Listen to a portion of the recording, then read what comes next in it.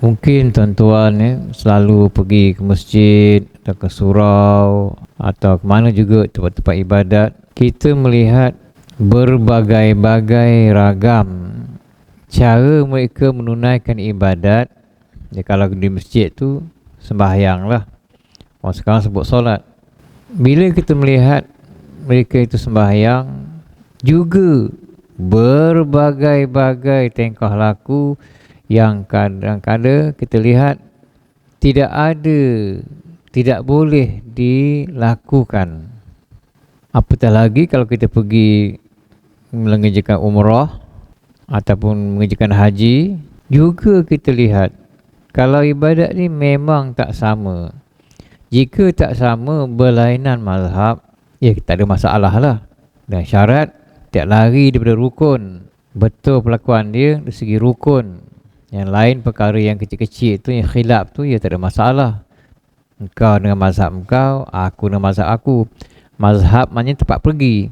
Tempat pergi engkau rujuk ke mana, aku rujuk ke mana. Jadi engkau tempat rujuk engkau ke sana, maka engkau ikut ke sana. Aku rujuk sini, yang Syafi'i, Syafi'i lah rujukan aku. Bila kita melihat berbagai-bagai perlakuan yang berbeza, kita mengambil kesimpulan mungkin ilmu tak sama, dalam tak sama mazhab tentulah. Tetapi dalam satu mazhab, kita Syafi'i rahimahullah ta'ala, sepatutnya sama yang dilakukan, perlakuannya segi fiqahnya ibadat, kita melakukannya sepatutnya sama. Melainkan perkara itu ada mungkin 3 kaul, 2 kaul tu mungkin dah berbeza. Tapi yang asasnya sepatutnya sama, berbeza. Ini menunjukkan bahawa ilmu yang diambil, yang ada pada diri seorang itu tidak sama. Ada yang kita tahulah, wa ma utitum minal ilmi illa qalila, tidak dikurniakan kepada kamu ilmu melainkan sedikit. Dengan ilmu yang lebih sedikit itu, campur lagi yang malas belajar, tak nak belajar, tak nak pergi kuliah, tak nak pergi dengar orang ceramah, apatah lagi kalau mengaji majlis-majlis ilmu, tak nak pergi. Dan ditambah juga perkara yang banyak dia tak tahu, tak belajar, tak tanya. Tak tahu, diam saja. Tidak bertanya pada orang-orang yang tahu. Fas'alu ahla zikri in kuntum la ta'lamun. Tanyalah orang yang tahu tu, jika kamu tidak tahu.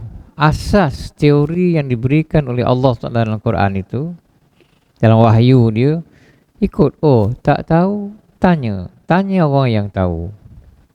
Sedikit saja sifir dia. Kau tak tahu, tanyalah orang yang tahu. Dengan kesibukan diri, sepatutnya kita lebih patut, lebih aula kita sibuk dengan perkara-perkara yang berfaedah. Di dalam kalangan manusia ni, ada yang mereka sibuk dengan perkara yang berfaedah. Ada yang sibuk dengan perkara yang berfaedah, contohnya sibuk dengan perkara menuntut ilmu, sibuk belajar, dan sibuk perkara-perkara yang diredai Allah, dengan perkara ibadat yang menjurus pada akhirat. Ya, yang itulah sepatutnya, yang ada kaitan, ada manfaat, terutama manfaat dia ke akhirat. Ada juga yang sibuk dengan perkara-perkara yang tidak berfaedah. Sepatutnya dia sibuk dengan perkara yang berfaedah, yang bermanfaat. Lebih-lebih lagi pada diri sendiri dan pada orang lain. Yang bagus perkara yang kita buat yang bermanfaat itu ialah banyak manfaat itu bukannya pada diri kita saja, manfaat yang kita lakukan itu juga singgah, hinggap, dapat pada diri orang lain. Itu perkara yang bagus manfaat dia. Macam ilmu kita belajar dapat manfaat, pada orang lain kita ajar. Jadi perkara yang bermanfaat itu, kalaulah dia membabitkan pada orang lain, dapat diberikan pada orang lain, mana orang lain dapat juga manfaat apa yang kita ada tu, itu yang bagus, itu yang terbaik. Kalau kita buat perkara yang berfaedah, yang bermanfaat, dan manfaat dia banyak didapati oleh orang lain, bagus. Berbeza dengan perkara yang orang sibuk-sibuk, bersusah payah, kata orang tu bersakit-sakit, tetapi tidak ada faedah.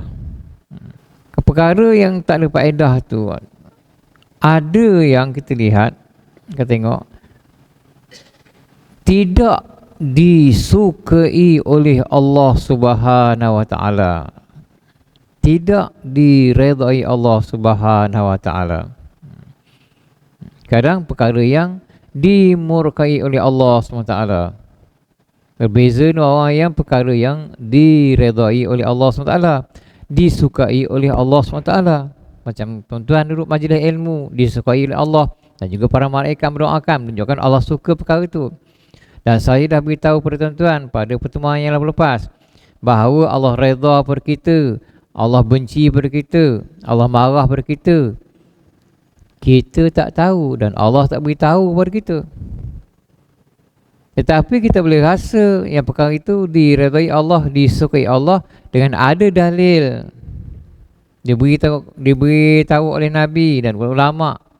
Dan itu juga dikerjakan oleh sahabat. Kita tahu tentulah perkara itu diredai oleh Allah Subhanahu wa taala. Seorang tokoh sufi Ma'ruf Al-Qadhi, dipahamkan maksud cakap dia, min alamati maqtillahi lil abdi, di antara tertanda Allah murka, Allah marah kepada seorang itu, antarahu mushtaghilan bima la ya'ni, kau lihat dia sibuk dengan perkara-perkara yang tidak berfaedah bagi dirinya. Sibuk dengan perkara yang tak ada faedah. Pada diri sendiri pun tak ada faedah, apatah lagi pada diri orang lain. Sibuk. Kerana kita pun tahu, min husni islamil mar'i tarkuhu ma la ya'ni. Di antara tanda-tanda keelokan agama Islam seorang itu, di antara tanda keelokan orang Islam itu kita lihat, tarkuhu ma la ya'ni, dia meninggalkan apa yang tidak berfaedah bagi diri dia. Mana buat perkara yang faedah saja. Apa juga cakap yang berfaedah.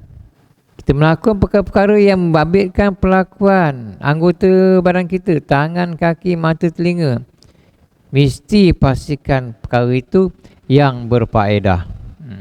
Kembali kita pada ibadat tu, tak sama perlakuan kita lihat. Cara mereka lakukan kadang-kadang menyalahi. Kerana apa? Kerana ilmu yang ada pada diri seorang itu tak sama. Orang ini rajin pergi dengar kuliah, dengar majlis ilmu. Yang ini tak rajin, yang ini sibuk ini sibuk ini. Sepatutnya perkara-perkara yang perlu kita tahu itu, sebagaimana Nabi cakap, untuk ilmu itu wajib seorang Islam, lelaki dan perempuan. Tentulah kita rojak pada apa ilmu yang wajib, apa ilmu yang perlu kita belajar. Sekadar melepaskan diri kita cukuplah. Boleh kita ajar anak-anak isteri di rumah kita. Sepatutnya begitu. Ini tidak. Tak kisah pun dengan diri dia tak tahu. Cakap bodoh kan marah pula. Jahil. Yang jahil teruknya, dia tak tahu apa yang dia tak tahu. Kalau orang tahu, oh aku tak tahu ini ni, dia belajar, okey bagus. Ini dia sendiri pun tak tahu apa yang tak tahu, yang dia tak tahu. Jahil murakab, berdouble bodohnya, jahil dia. Kalau kita lihat, mungkin pagi Jumaat subuh ada sujud tilawah. Kita lihat ada yang menyalahi. Sepatutnya bila sujud tilawah tu, bila bangun bangkit dari sujud itu, tidak ada duduk istirahat Satu. Yang kedua, tidak ada angkat tangan. Tu. Kita bangkit sujud tilawah tu, kita sujud tu ada niat sujud tilawah, mesti ada niat sujud tilawah. Ikut imam sujud tilawah. Kalau imam buat sujud tilawah, kita pun niat sujud tilawah ikut imam. Bila bangkit aja, tidak ada duduk istirahat sebagaimana semayang yang biasa kita buat tu. Sebaliknya, terus bangun. Tu. Dan bila bangun tu, tidak ada angkat tangan. Kan bila imam bangunnya, Allahu Akbar, terus tangan dia semula letak di dada. Tidak ada angkat tangan. Itu sujud tilawah. Sujud sekali, bangun, tidak ada duduk istirahat dan tidak ada angkat tangan. Minggu depan kata tuan masbuk, tengok siapa yang tu. Menunjukkan dia tak sampai pengetahuan tu pada dia. Kemudian tempat-tempat yang angkat tangan tadi tu cuma 4 tempat sahaja di dalam sembahyang yang kita sunat angkat tangan. Yang lain daripada 4 tempat itu tidak ada angkat tangan. Kalau kita angkat tangan itu, kita menambahkan perlakuan. Dan sembahyang jangan ada perlakuan ataupun perkataan yang bukan rukun ataupun bukan perlakuan dalam sembahyang. Perkataan, bacaan maksudnya, atau perlakuan, pergerakan, jangan ada yang kita tambah. Yang ada angkat tangan dalam sembahyang ni, pertama, ketika kita takbiratul ihram, salli fardhu subhi rakataini ma'muman lillahi ta'ala, Allahu Akbar, itu angkat tangan. Tak angkat tangan pun tak apa. Angkat tangan tu sunat. Tak angkat tangan tak apa. Yang penting masa takbiratul ihram tu, kita sebut perkataan Allahu Akbar. Itu takbiratul ihram, rukun dia. Sebut Allahu Akbar. Ya, perkataan Allah Akbar tu kita kena sebut. Itu rukun qauli yang perlu kita sebut. Angkat tangan sunat. Tak angkat tangan pun tak apa. Macam kita kan malas, dah letak dulu tangan kat sini. Sholli fardhu subhi rakataini adaan makmuman terus. Allahu Akbar. Rehat aja. Iya sah. Tak angkat tangan tu sunat. Tak angkat tangan pun tak apa. Yang penting sebut Allahu Akbar, takbiratul ihram. Satu. Yang kita angkat tangan, sunat angkat tangan. Tak angkat tangan pun tak apa. Yang kedua, masa kita rokok, itu angkat tangan. Tak angkat tangan, tak apa. Sunat saja. Yang ketiga, masa kita iktidal, sami Allahu liman hamidah, itu angkat tangan. 3. Yang keempat, masa bangun dari tahiyat awal. Kita tahiyat awal, Allahumma salli ala Muhammad. Sampai situ kan tahiyat awal. Kita bangun. Itu ada angkat tangan. Ini saja yang keempat tempat yang ada angkat tangan. Naik rakaat kedua, tidak ada angkat tangan. Naik rakaat keempat, tidak ada angkat tangan. Itu kena ingat. Kalau angkat tangan pada rakaat kedua dan juga pada rakaat keempat, tuan-tuan menambah perlakuan. Jadi ia ada angkat tangan. Kalau 4 rakaat tu, rakaat yang ganjil lah. Rakaat pertama dan rakaat ketiga saja, tu kena ingat. Yang ada angkat tangan. Yang ganjil, rakaat yang ganjil. 1, 3. Tu dia. Yang ada angkat tangan. Maknanya bila rakaat kedua tu dah bangun terus saja Allahu Akbar, terus letak tangan di dada atau situ. Tak ada kita angkat tangan. Rakaat kedua dan rakaat keempat. Rakaat yang genap tu, itu tidak ada angkat tangan, iaitu rakaat kedua dan rakaat keempat tak ada angkat tangan. Rakaat itu maksudnya rokok. 2 rakaat maknanya ada 2 rokok, 2 kali rokok, dan dalam semayang tu 3 rakaat ada 3 kali rokok. Itu dia. 4 rakaat 4 kali rokok. Rakaat tu mana rokok? Bahasa Arab dia 4 kali rokok. Ada 4 rokok, tu 4 rakaat. Ada 4 rokok. 3 rakaat ada 3 rokok. Itu maksud dia. Itu dia. 4 tempat saja yang ada angkat tangan. Kalau tuan-tuan lihat rakan-rakan kita yang ada buat angkat tangan pada rakaat yang kedua atau pada rakaat keempat, naklah tuan-tuan beritahu dia. Kita nak menegur perkara orang, perkara itu benar, adakah perlu kita minta maaf? Tak perlu. Terus cakap aja, tuan, tadi saya lihat Tuan Haji masa naik rakaat kedua tadi dengan rakaat keempat tu Haji angkat tangan je. Dia rakaat 4 tempat je. 4 tempat je. Dia rakaat pertama dan rakaat ketiga je. Naik tu angkat tangan, lain tak ada je. Oh gitu. Kalau terima, iya. Alhamdulillah. Kalau dia, aku lebih tua daripada engkau, aku dah lama hidup, nak dengar aku pula. Engkau siapa? Biar kan. Dah kita tegur dah. Angkuh orang tu kerana tidak menerima kebenaran. Tanda orang tu angkuh, yang kedua, pertama, tidak menerima kebenaran, menolak kebenaran, tak mau terima kebenaran. Yang kedua, menghina-hina, mengeji-ngeji. Tu dia. Tu 2 tanda orang angkuh. Ada. Oh gitu ya. Saya tahu. Terima kasih. Terima kasih beritahu. Kan elok tu. Bukan kita negur dia, kita nak mengaibkan dia, tidak beritahu yang itu salah. Yang sombong tu menolak kebenaran ataupun tidak mahu menerima kebenaran. Yang kedua, menghina orang lain. Itu sombong. Maknanya kalau kita lihat orang, wah, lalu pun aku diam aja, sombong, tak negur. Tidak, tak boleh hukum gitu. Jangan tengok gitu. Kita tengok sombong tu apa maksud dia. Yang kita suka cakap orang sombong, padahal kita tu tak tahu yang dia katakan sombong tu apa. Negur aku pun tidak lalu je. Mungkin dia tak perasan, mungkin dia tak nampak. Kadang kita berjalan, kepala kita hayal kan, fikir bil belum bayar, lalu pun tak perasan kan. Jadi kita jangan mudah-mudah kita buat anaian pada orang yang negatif. Kadang orang tu dia ada benda perkara yang dia tengah fikirkan, ada masalah dia fikirkan. Jangan kita mudah kata, tak negur, sombong, jangan. Lalu pun tak ada horn aku, jangan, tak payah. Tak, kita sibuk ya. Dia mungkin ada hal dia urusan dia, kita urusan dia. Kita urusan kita. Itu 4 tempat. Kemudian masa takbiratul ihram, ini saya kena tunjukkan pada tuan-tuan. Tuan-tuan kena tahu. Jangan masa takbiratul ihram tu, masa kita mula sembahyang, niat tu jangan ada banyak kali takbir. 1 takbir saja, kat tangan saja. Mula kita takbiratul ihram, kata subuh tu kan, usolli fardhu subhi rakataini adaan makmuman lillahi ta'ala, Allahu akbar. Okey.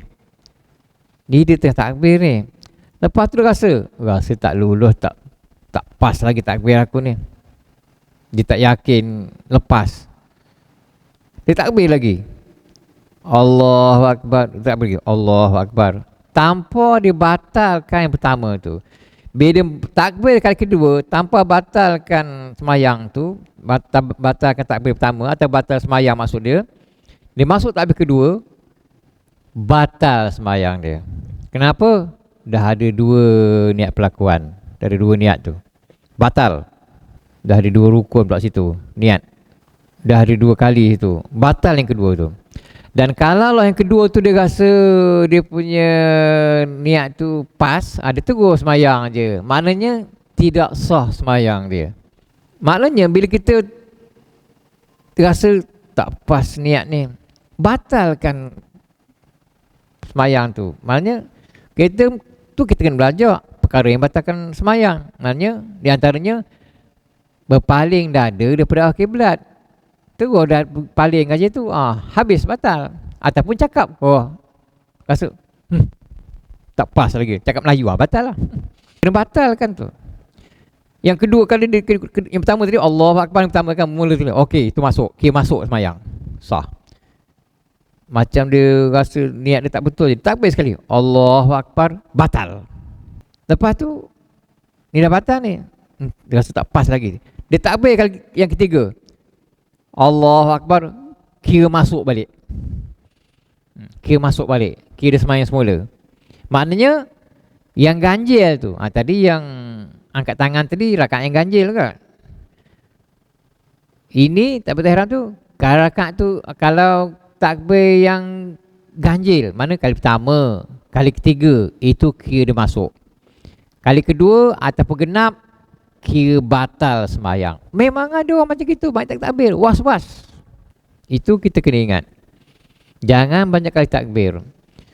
Kalau orang yang dia memang asyik masalah niat solih pada Allahu Akbar, astagfirullahaladzim, tengok orang ni mengacau je, Allahu Akbar, dah sebelah tu dah nyuruhan semula takbir. Pasal apa? Yang sebelah ni dia ada gangguan. Dia ada gangguan takbir. Allahu Akbar. Yang asyik takbir berkali ni ambil fatwa dia pakai mazhab Abu Hanifah. Mazhab Hanafi tu niat dulu. Kan kita tengok rukun sembahyang, niat. Lepas tu berdiri betul. Lepas tu baru niat kan? Kan sebut niat dulu. Maknanya kita sembahyang tu mesti kita dah niat dulu. Maknanya usolli fardhu subhi rakaat ini adaan makmum ta'ala untuk dia saja. Allahu Akbar, dah. Jangan diragu-ragu lagi, itu saja. Allahu Akbar, dah.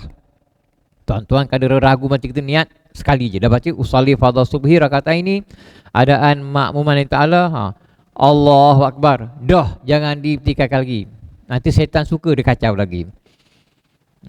Dah baca tu dah okey, maka kita tahulah sembahyang tu pakai mazhab Abu Hanifah. Kita Syafi'i memang niat tu qasdu syai'in muqtarinan bil fa'il. Niatkan sesuatu serta dengan perlakuan, serentak. Niat dan perlakuan mazhab Syafi'i. Oleh kerana dia ni lintang pukang takbir dia astagfirullahaladzim, takbir lagi tak, astagfirullahaladzim, beri fatwa untuk dia saja. Usolli fardhu subhi rakaat ini adaan makmum telah Allahu Akbar, dah. Jangan fikir ragu-ragu lagi, jangan fikir tak pas, tak nak, itu dia. Itu juga kalau jumpa orang macam itu, mesti beri penerangan. Tu. Lepas tu, jangan banyak kali takbir, sekali sahaja. Kalau tak rasa tak pas, batalkan takbir pertama tu, okey, mulakan takbir yang lain. Mana kita takbir baru, mula semula. Tu. Sebab itulah bila kita lihat orang ramai beribadat, macam-macam perlakuan. Kalau perkara itu dia tak ada menyalahi, tak angkat tangan tadi kan. Rokok tak angkat tangan, itidah tak angkat tangan. Orang sami Allah menanda angkat tangan, dia tak angkat tangan. Tak apa, kita tengok, oh itu sunat aja. Jangan kita, kau kenapa tak angkat tangan? Benda yang itu jangan dipertikaikan. Kena benda sunat. Benda yang wajib tu, yang apatah lagi benda yang jadi rukun dan boleh membatalkan sembahyang, kena kita ambil perhatian. Sebab itulah belajar ni tak sama. Ada orang tak belajar, kan ada orang yang suka belajar, suka tanya. Untuk apa? Untuk kebaikan diri dia, dan juga mungkin ilmu tu bermanfaat pada orang lain. Ini baru perkara yang sikit lagi. Sedangkan sahabat tu perkara yang kadang kecil tapi besar, terutama pada meriwayatkan hadis. Mereka betul-betul cermat. Jangan sampai cakap apa yang Nabi tak cakap, kita cakap itu Nabi cakap. Bahaya, masuk neraka. Nabi tak cakap, kita cakap sabda Nabi SAW, kita baca yang harap betul. Padahal Nabi cakap, itu hadis ciptaan, rekaan. Kita cakap, dan itu bukan Nabi yang cakap. Mungkin tokoh tasawuf yang cakap, mungkin ulama yang cakap. Kita cakap Nabi bersabda, kita sebut ini. Padahal Nabi tak cakap pun. Ulama yang cakap, atau tokoh sufi yang cakap, atau wali Allah yang cakap. Kita cakap Nabi yang cakap, masuk neraka kita. Walaupun perkataan tu baik. Sahabat tu, ada satu sahabat, dia hadis, dia tak tahu siapa yang meriwayatkan hadis ini. Dia tak mahu ada tulis hadis tu. Tulis. Tanya sahabat ni, adakah tuan yang meriwayatkan hadis ni? Oh tak, saya tidak meriwayatkan hadis. Tanya sahabat ni, adakah tuan meriwayatkan hadis ni? Tidak. Tanya tuan yang meriwayatkan hadis ni gini-gini? Oh tidak. Oh dia risau, siapa yang meriwayatkan hadis ini? Tahu ini hadis, tapi siapakah yang meriwayatkan hadis ni? Mana siapa yang mengambil hadis ini daripada Al-Habib Mustafa sallallahu alaihi wasallam? Dia tahu. Sahabat tu, sahabat Habib fikir siapa yang meriwayatkan hadis. Ada datang seorang sahabat, dia kata, oh saya tahu ini hadis, memang ini hadis. Dan saya tahu juga yang meriwayatkan hadis ini sahabat kita yang sekarang berada di Mesir. Ketika itu sahabat itu di Madinah Al-Munawwarah. Sahabat tu jual rumah ke jual tanah, beli kuda yang paling mahal, yang paling baik. Untuk apa? Semata untuk ke Mesir. Nak tanya jumpa kawan sahabat tu yang meriwayatkan hadis itu. Jual rumah, jual tanah apa semua, beli kuda yang terbaik. Macam kita lah beli kereta yang CC apa 2.0 kan, yang itu untuk kita yang besar sikit jalan jauh. Semata-mata untuk tanya hadis betul tak dia beriwayatkan. Sahabat tu di Mesir ketika itu. Ya, daripada Madinah ke Mesir kalau naik kenderaan, hari. Saya naik ferry daripada Port Said. Di Mesir tu di Port Said, nak buat umrah pergi ke Jeddah tu. 3 hari 3 malam duduk Sungai Nil, masuk Sungai Nil tu gelap malam tu. Apa ada? Sungai Nil gelap je. Dalam hati, agak dalam hati ni, kalau karam ferry ni mati aku. Laut Merah. Laut Merah ada penyelam yang berani nyelam Laut Merah. Seorang tak berani. Takut Firaun tenggelam situ. Takut tu. Jadi sahabat tu pergi ke Mesir dengan kuda dia tu. Begitu sekali dia berkorban untuk tahu siapa yang betul meriwayatkan hadis ni. Sahabat itu betul ke sahabat yang meriwayatkan hadis tu. Jadi dia pergi, dah sampai sana, ketuk pintu. Betul lah ini rumah ini ni. Dimaklumkan sahabat ni duduk di tempat rumah ni di Mesir. Dia pergi. Dah ketuk pintu, yang jaga pintu tu bawa jaga, betul ke ni rumah ni nama ni? Ya. Suruh masuk. Tengok, oh ya sahabat dia rupanya yang sahabat ada 124,000 orang lebih kurang. Tanya. Jadi orang Arab ni budaya dia, bila tamu datang dia bagi rehat dulu, duduk rehat, makan apa. Dah lama muka hari ketiga baru tanya, apa ada keperluan. Gitu budaya orang Arab, dia layan tamu sampai 3 hari. Ada apa keperluan tuan datang jauh dari Madinah ke sini? Tanya. Cuma bawa kertas sikit tu. Cuma nak tanya, adakah tuan yang meriwayatkan hadis ini daripada Nabi SAW? Sahabat tengok. Oh ya, hadis ini saya yang meriwayatkan daripada Nabi SAW. Tengok itu. Oh Alhamdulillah. Itu aja. Dah siap Alhamdulillah tu. Pulang semula ke Madinah Al-Munawwarah. Itu saja. Dengan kertas kecil sikit tu mungkin dia catat hadis tu. Jual rumah, jual tanah pun untuk beli kenderaan saja. Kerana hadis sikit saja. Begitu sahabat bila perjuangkan hadis, bila teliti tentang hadis ini, mereka bersusah payah buat perkara yang kebaikan, yang ada faedah. Bukan tak ada faedah, ada faedah. Begitulah tuan-tuan. Ya, mudah-mudahan kita daripada bangun tidur hinggalah tidur semula tempat tidur kita, dan pagi ni kita dah mula dengan kita duduk majlis ilmu, perkara yang bermanfaat, ada faedah bagi kita. Mudah-mudahan sentiasalah kita ini melakukan perkara-perkara yang berfaedah pada diri sendiri dan berfaedah untuk orang lain, dan perkara itu diredai dan disukai oleh Allah Subhanahu wa taala. Wallahu subhanahu wa ta'ala a'lam. Subhanakallahumma wa bihamdika asyhadu la ilaha illa anta astaghfiruka wa atubu ilaik.